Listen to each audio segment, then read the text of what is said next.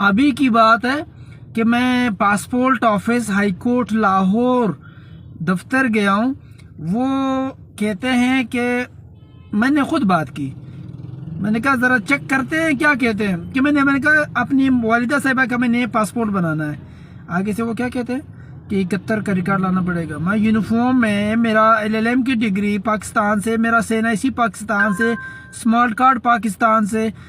اب وہ پوچھ رہا ہے کہ میں نے کہا میں 71 کا نہیں، میں آپ کو بہت پچھلے 70 کا 69 کا ریکارڈ لے کے آؤں گا، پھر آپ کو بھی دکھانا پڑے گا.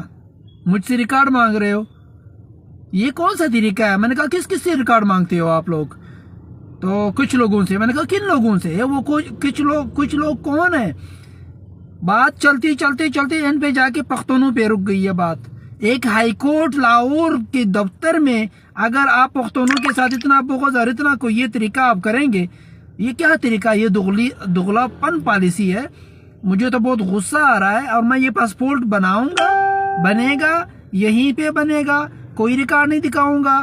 اگر میں ریکارڈ دکھاؤں گا، جو ریکارڈ طلب کرنے والے ہیں پہلے وہ ریکارڈ سامنے رکھے گا، پھر جا کے ریکارڈ دکھاؤں گا. مذاق توڑا ہے یہ اس طرح؟ پاکستان ہے آپ کا بھی، پاکستان ہے ہمارا بھی.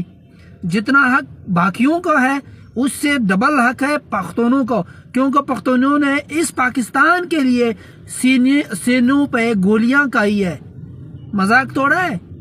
اس پاکستان کے وارثان ہے پختون.